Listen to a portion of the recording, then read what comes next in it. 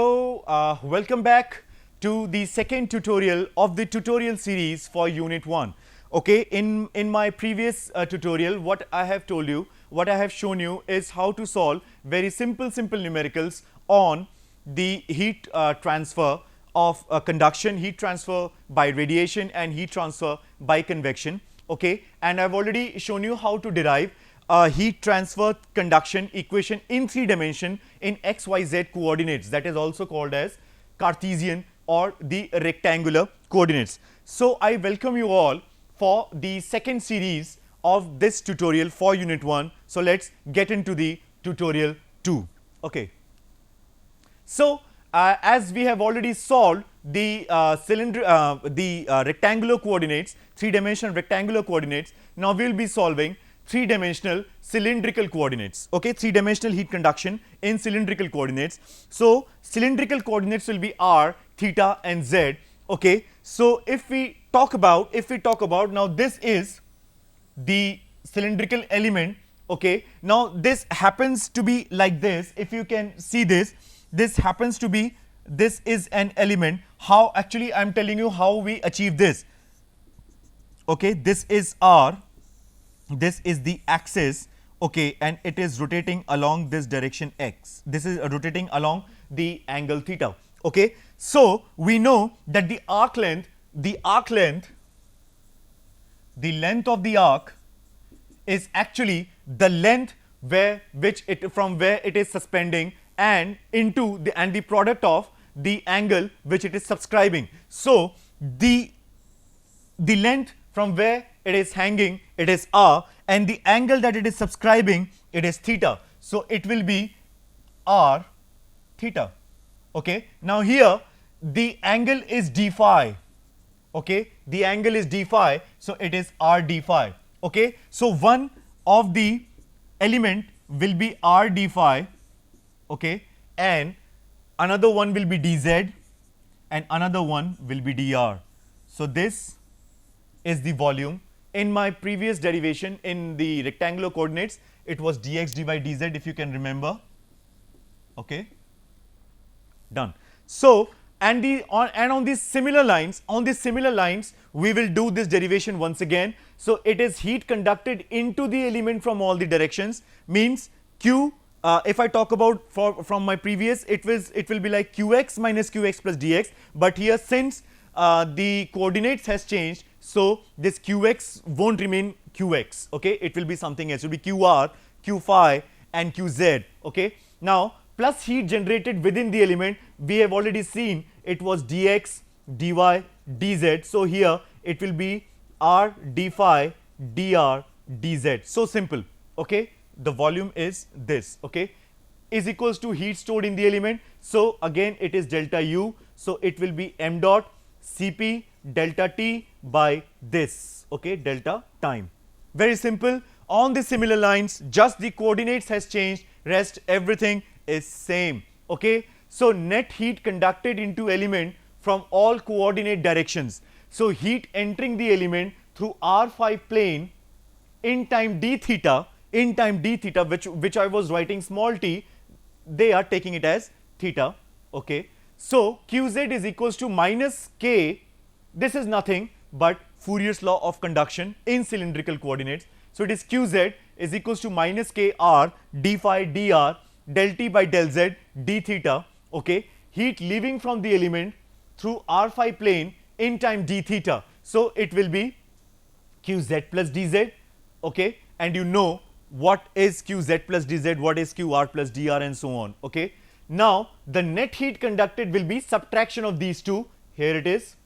Okay, so just put the Fourier's law of conduction inside the formulae. Okay, and what you will get after bit of solving, you will get this. Okay, just a bit of solving, you will get this. Okay, so qz is this by Fourier's law of conduction. So keep qz here, and just by little arrangement you will get this, the net heat conducted through r phi plane. Now heat entering in the element through phi z plane in time d theta. In phi z plane it will be like qr. Okay, so heat leaving from the element So it will be QR plus DR. So just apply QR here and QR here, and just by little arrangement, okay, you can actually get the thing. But before that, what you need to do, you need to actually calculate the net heat conducted. So this is the net heat conducted as always, okay, like this. So QR minus QR plus DR. So after bit of rearrangement, you will get this. Okay. So can you see one thing?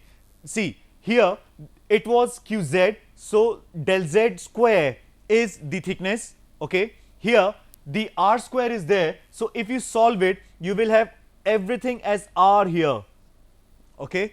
So this is the important thing. This is the important thing to remember. If you are going wrong, you can check that the thickness has to be of the same plane that you are considering. Okay. Now heat entering in the element through ZR plane n time d theta. Okay. So it will be like Q phi is equals to minus K dr dz del T by R del phi. See, del phi will be the thickness. Okay. D theta is the time, no issues. So heat leaving from the element ZR plane in time d theta will be just Q phi plus d phi. So apply Q phi here and here. Okay. And see, you have to take the thickness, the complete dimension. You cannot go for del phi only. No, since the thickness means one of the dimension is R del phi, so you have to take thickness as R del phi, not the sole del phi. See here. Okay, because it was dz there, so we have taken dz. It was dr as one of the dimension, so we have taken dr, and R d phi as one of the dimension. So that's why we have taken the complete dimension as the thickness. Okay, and then you know, as always, what you need to do, you need to calculate Q phi minus Q phi plus d phi. Okay, so it will be del, and just by simple mathematics, by simple rearrangement, this is the thing that you will get. Okay, now you have everything. Okay, so net heat conducted into element from all the coordinate directions. Net heat conducted into the element from all the coordinate directions. So what we are actually trying to do, we are actually trying to add up. So it will be like QZ minus QZ plus DZ.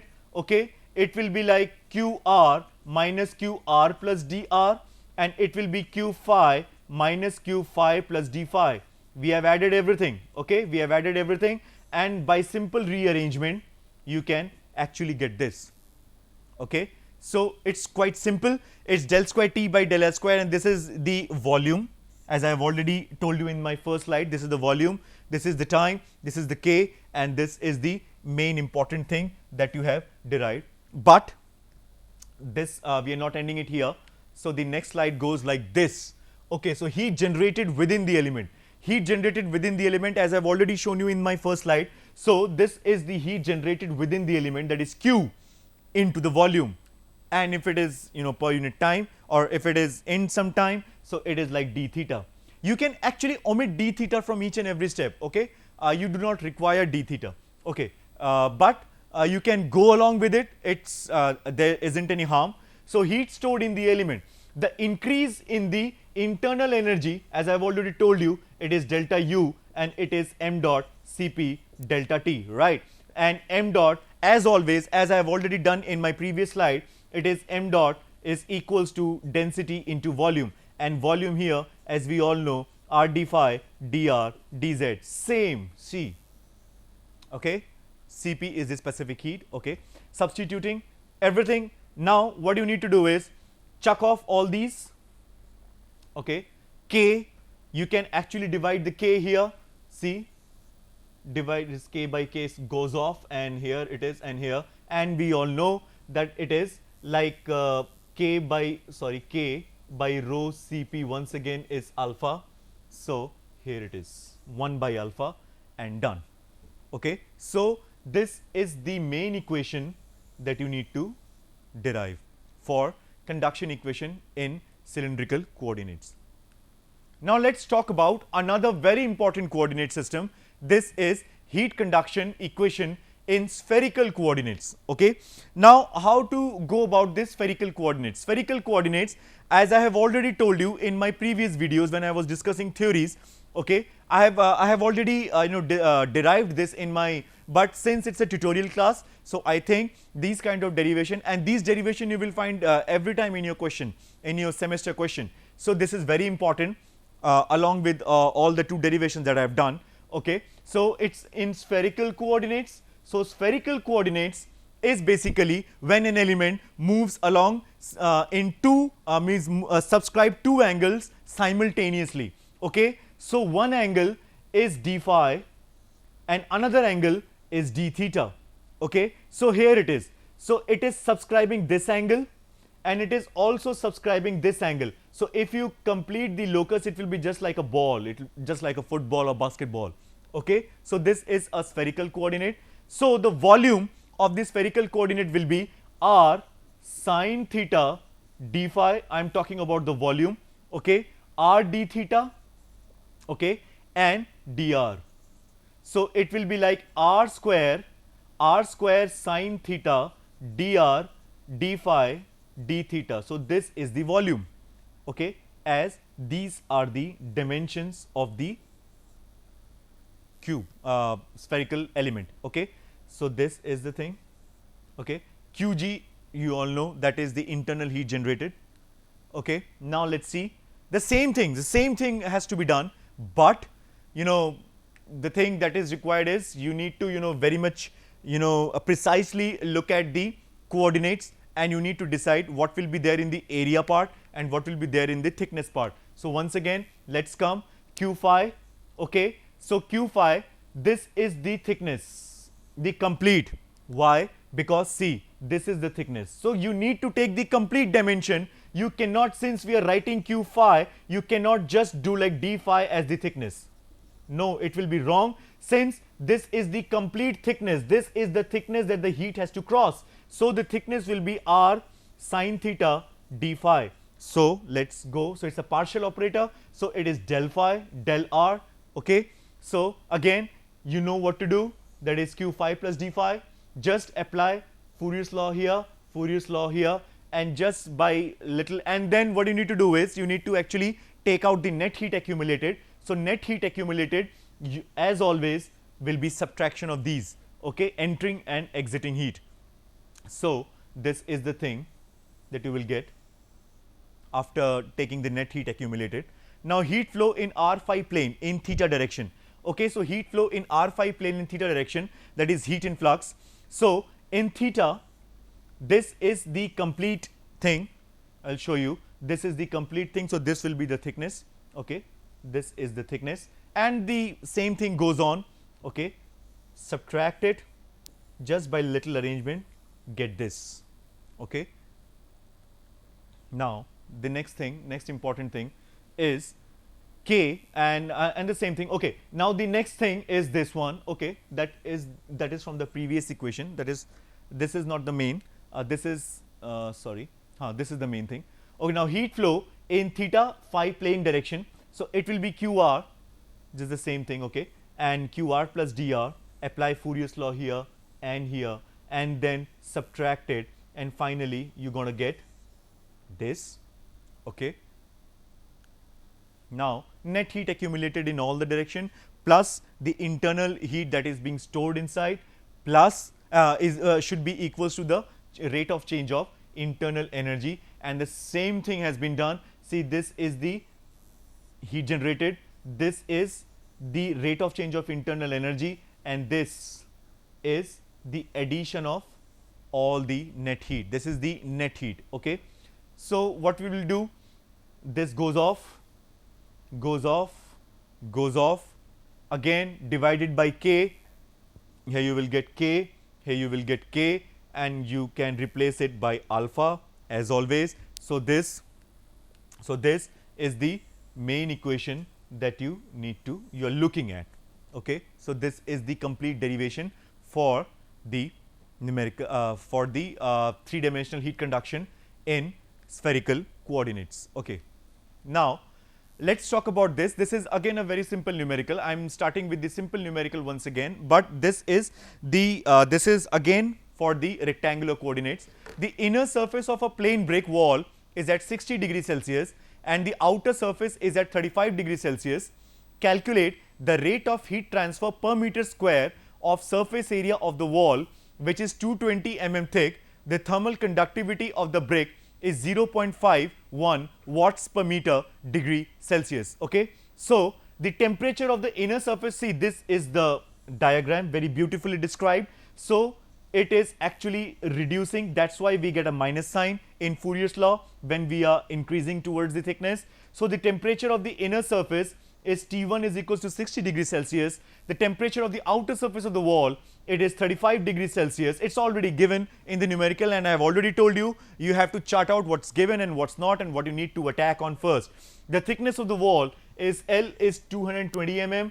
Okay, the thermal conductivity of the brick, everything is provided in the numerical, and you know the Fourier's law by this time. You should be knowing the Fourier's law by this time. It is minus Ka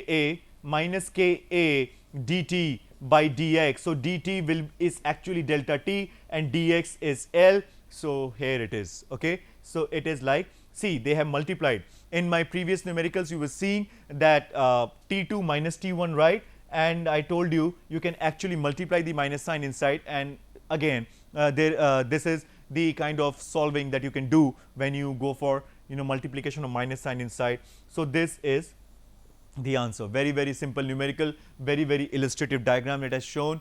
Okay, now the next one is, once again, consider a slab of thickness L 0.25 meters. Okay, this is the L thickness, talking about thickness. One surface is kept at 100 degrees Celsius and the other surface at 0 degrees Celsius. Determine the net flux across the slab if the slab is made of pure copper. Thermal conductivity of copper may be taken as 387.6 watts per meter Kelvin. Okay, so everything is given here once again. So the thickness is L is equals to 0.25 meters. Okay, the temperature is 100 degrees Celsius. The T2 means the T2 here is 0 degrees Celsius. Okay, and the thermal conductivity K is 387.6 watts per meter Kelvin. Okay, again the simple Fourier's law, it is minus Ka dt by dx. So here it is. Okay, so net flux is basically Q by A, so it's Q by A, so it's watts per meter square is the simple calculation. Okay, now next is, now you can see it's, now we are entering into the composite zone.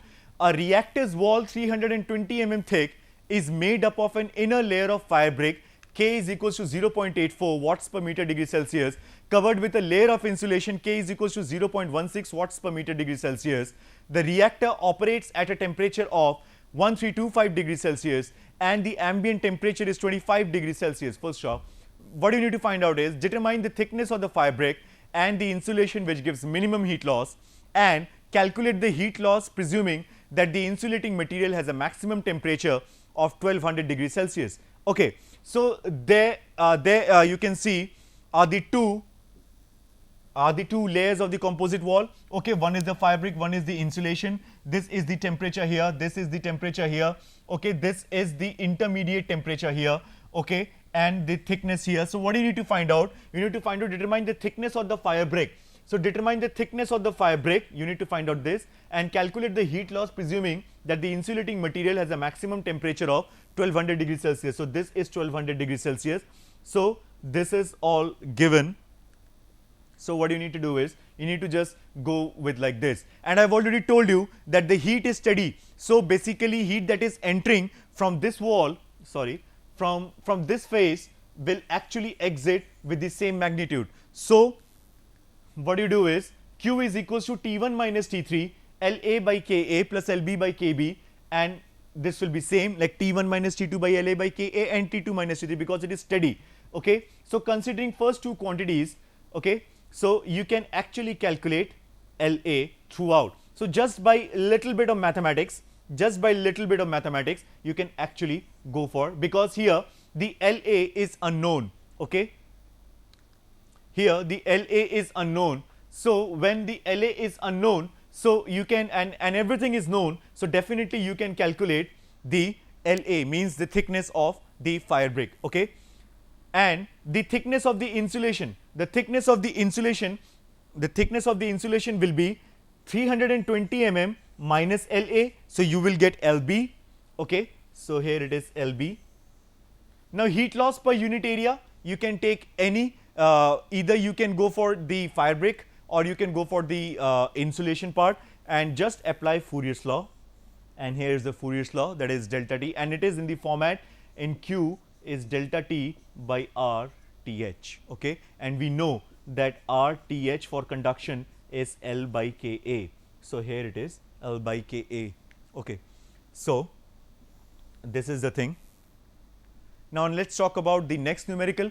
A wall of furnace is made up of inside layer of silica brick 120 mm thick covered with a layer of magnesite brick 240 mm thick. The temperature of the inside surface of the silica brick wall and outside surface of a magnesite brick wall are 725 degrees Celsius and 110 degrees Celsius respectively. The contact thermal resistance between the two walls at the interface is 0.0035 degrees Celsius per watts per unit wall area. If the thermal conductivities of silica and magnesite bricks are 1.7 watts per meter degree Celsius and 5.8 watts per meter degree Celsius, calculate, okay. So the rate of heat loss, calculate the rate of heat loss per unit area of the walls and temperature drop at the interface. So everything is given here. This is another, composite wall. So Ka is given, La, Lb means the thickness is given here, okay. The contact thermal resistance, we'll talk about it, okay, is the same thing, is the thermal resistance is given, okay. The temperature at the inside surface, the temperature at the outside surface, okay. Now what they are showing, the rate of heat loss per unit area of wall Q. See, the contact thermal resistance is given here, okay. So see, this is Q, so it is delta T by summation of RTH. So it will be RTHA plus RTH here.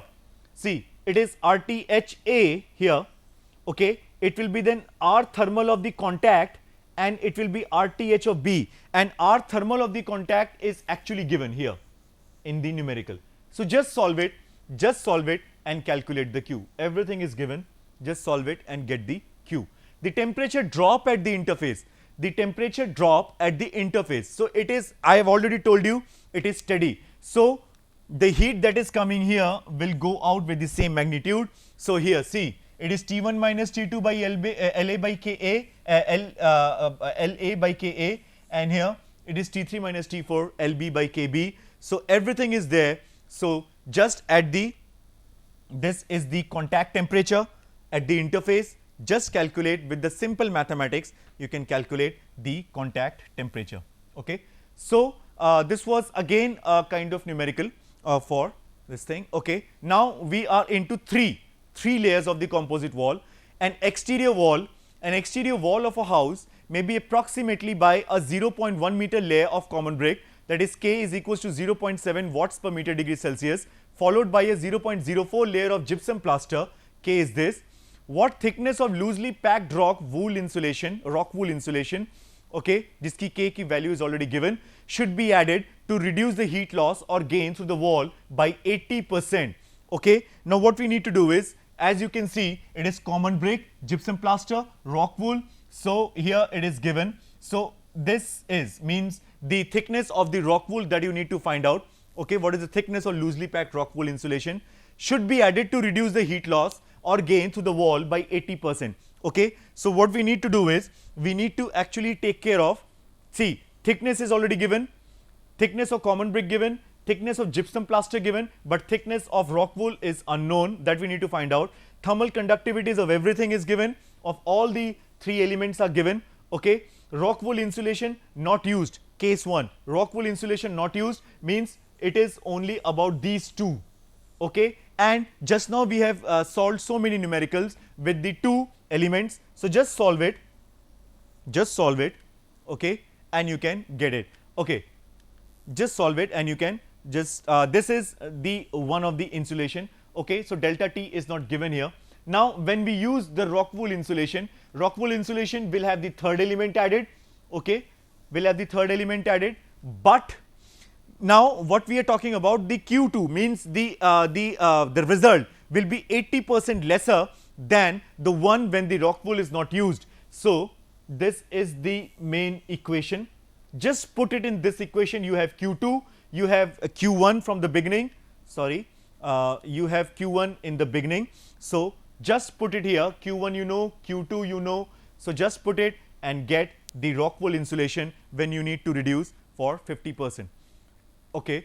So what we need to talk about is, till now what we have done is like for two elements, okay, we have already done for one element, okay, when the temperature is here and when the temperature is here and when the thickness is given and when the K is given. So what you need to do is K is equals to minus Ka dt by dx. Okay, so when the temperature differences are given, so this dt, I'm just recapping it, so this dt will convert it into delta t, so it will be T1 minus T2, so it is T1 and it is T2, so it will be T1 minus T2. So do not worry when the minus sign is actually outside, the minus sign you can actually multiply it inside the bracket. Okay, so and this is when the first element, okay, so you can definitely calculate the Q here. Now when there are two elements, element A and element B, whose Ka and Kb is known, just now what we have done, see, just now what we have done in this numerical, see here the Ka and Kb was given, right? So I'm just recapping so that you can get it into your mind that what we actually think of, okay, when solving a composite wall numerical.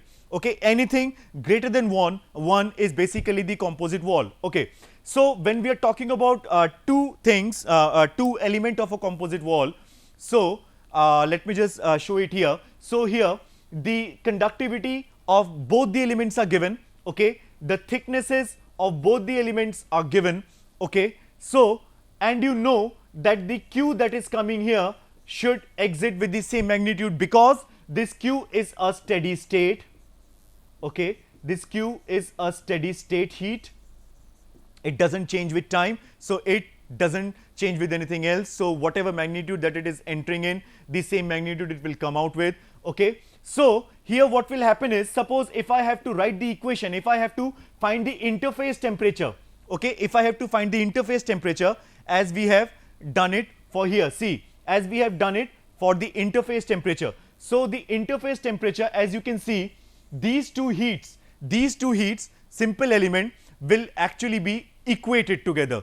Okay, so if I talk about here, so suppose if this is Q, so Q will be it is like T1, it is here T2 and it is like Ti, T intermediate, so it will be like T1 minus Ti, okay, T1 minus Ti divided by x1 by k1 Ka, xa by Ka area, okay, and these two things will be equated. So it will be like T2 Ti minus T2 divided by xb by kb a. Now whatever is given and whatever is not given, you can actually chart out here, okay, and you can calculate the remaining portion. Okay, now if we talk about the three things, if we talk about the three elements, it is x1, x2, x3, okay, the intermediate temperature, so this is T1,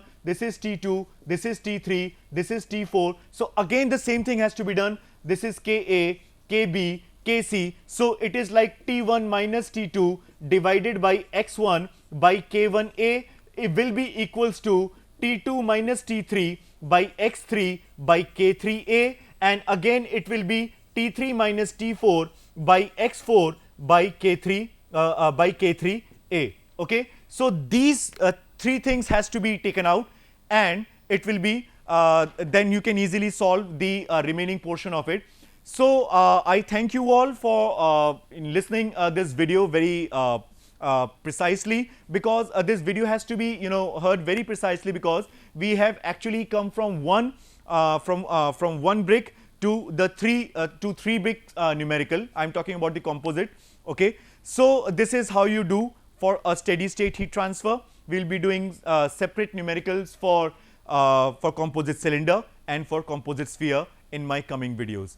Thank you all. Have a great day.